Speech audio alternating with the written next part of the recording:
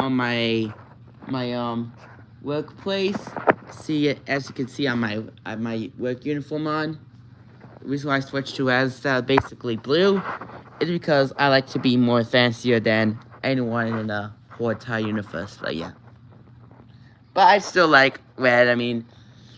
Blue is my favorite color, but I just like my uniform to be way fancy than the blue ones. Cause yeah, the red ones. Oh, it's going to be taking over. So today's live stream we'll be talking about what are smoke alarms.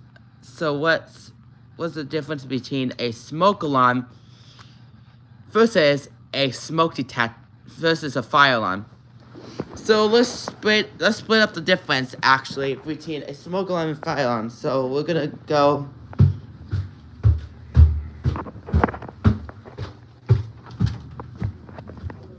So we're probably gonna go to my room to tell you guys.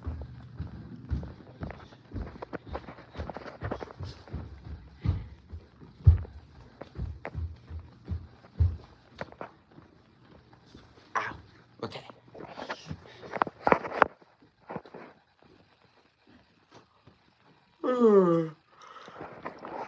So what is between a smoke alarm versus a fire alarm? Well, so here are the difference. So a smoke alarm only has one feature to activate alarm. That's either activating the button or setting off the sensor, which is basically what smoke alarms do in case a fire alarm a fire happens. So let's give this a test. The reason why I'm confident sorry. I can speak right now. The reason why I can't the reason why I cuff up the sound is because my parents are home and I don't want my parents to get mad at me. So that's basically this is the pole station. This is where you insert the smoke chamber. So I'm trying to look to see where's the smoke spray. Well, whatever, dude. I'm just gonna use this as my fire alarm tool. So fire alarms are actually a much higher level because this is probably a commercial building alarm, and a commercial building mostly costs about thousands and millions. And the reason why they have to be installed is because of part of the NFPA code. So we're probably gonna use the battery to sound it. Alright, ready? 3, 2, 1.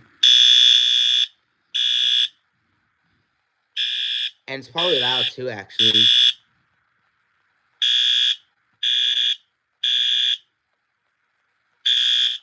So this device only activates in 2 ways.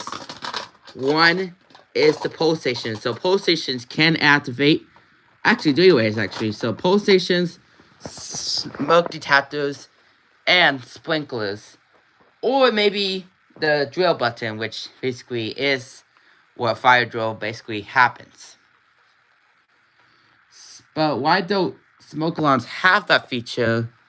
Well, you could probably interconnect them, but it'll go like beep beep beep beep beep beep beep beep beep beep, and it will just basically make it hush if you just basically want to press it to basically silence them. But if high levels like smoke can basically rise up, it can basically keep going off until the smoke levels cleared. Some may come with voice features like the accents that have. They comes with voice features like, "This is only a test. The alarm will sound loudly. You can press the test silence button to cancel the test. Testing the smoke sensor, it'll go like beep beep beep." And during like an emergency, it will warn you instead of basically telling you that you need a evacuate, it will just say warning, and it will tell you the location as it says smoke detected in entryway or in living room or in bedroom or in child's bedroom, and it will tell you to evacuate. And if you try to hush it, it says this smoke alarm cannot be hushed. Smoke levels are too high, which is true, because Xsense has like this smart technology, I think. Well, I mean, I know fire alarms can be super loud, but in hospitals, fire alarms like this is a chime strobe. And between like horse strobes and chime strobes is only used for like small hospitals, like your local hospital. So here you go. I put on loop because, yeah, that's probably one of my favorite tones ever. We'll probably get it.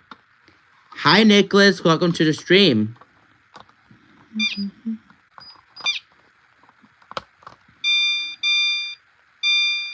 That's what it sounds like.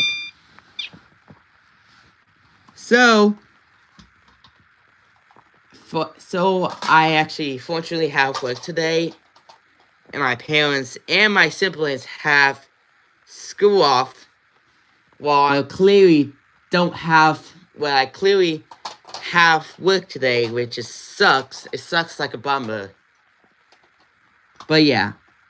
So if you're basically watching, that's basically between the difference between a smoke alarm and a fire alarm. So both of these are basically, if you touch it, it doesn't go off. It just basically don't activate whenever you touch it. See, as you can see, I'm touching both. It doesn't go off. I have worked later. You've worked earlier.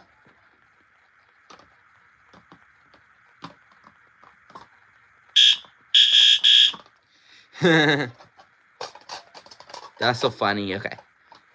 Well, so fire alarms can be different actually, because if you wanna basically make them sound, you probably gotta hook up with power supplies like wires to these basic terminals.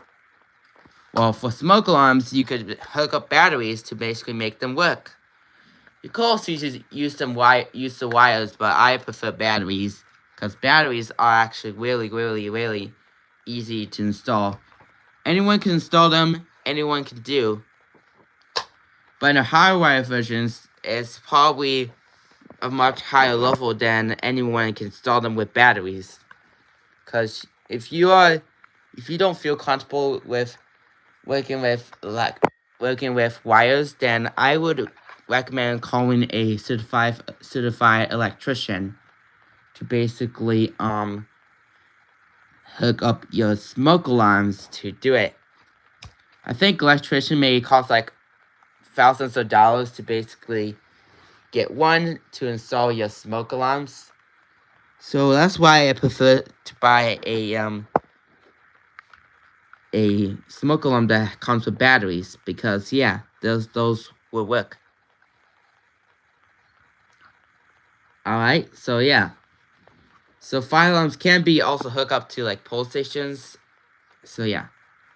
So if you want to see more of the difference, see more about fire alarms and smoke alarms, please make sure you hit the like button. I would know that, but if you want to see more updates about fire alarms and smoke alarms, please hit the subscribe button. We're close to hitting 250 subscribers by the end of March. So if you haven't already, subscribe.